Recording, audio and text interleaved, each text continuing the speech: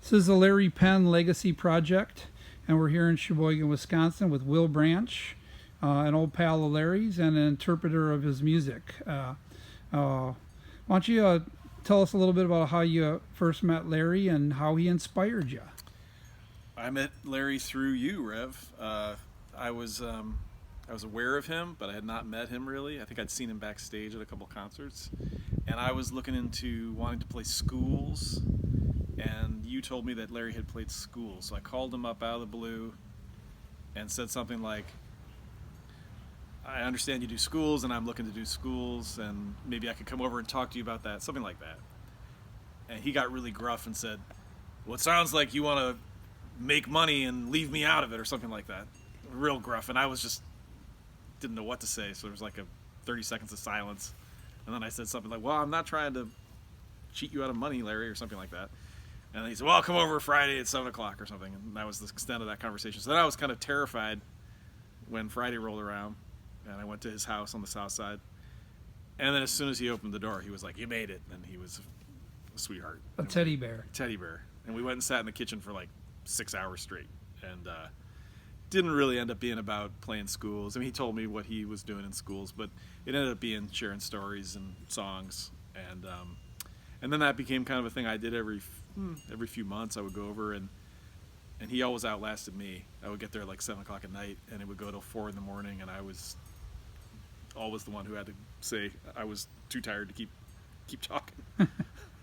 So that was the beginning of that, and then I started learning some of his songs, and we did some concerts together where I would back him up and kind of play the same role that people like you and Mark Dvorak would play, which would be kind of seconding his songs. So yeah. How did his music inspire you? In what ways? Larry was by far one of the greatest songwriters I ever met, one of the best songwriters I've ever known. So I think that is what comes to my mind first. And he was such a craftsman in terms of his songs, in terms of the words and the melodies, but then also the guitar parts. So those two things, as a guitar player and as a songwriter, he was just second to none. And I think his songs, the way they're written, they're so well crafted. There's always a very clear idea that he's communicating, and he gets it across in the simplest, most direct way. And he had his sort of vocabulary of chord progressions and melodies, all of which feel very in the tradition and very singable. There's always a chorus that kind of brings it home. They're just great songs, and I know I'm not the only person who feels that way. Ask you one last little question here. What place in the canon of American folk legacy and music do you think he holds or should hold? Pete Seeger once said his songs were as good as anything Woody Guthrie ever wrote. I think that's 100% true, and I know that Utah Phillips, who I got a chance to know, I know Utah Phillips felt the same way, and I think Utah Phillips is one of the great American songwriters, and Utah was a big admirer of Larry's. So I think if you've got Pete Seeger and Utah Phillips comparing you to Woody Guthrie, you're up there with anybody.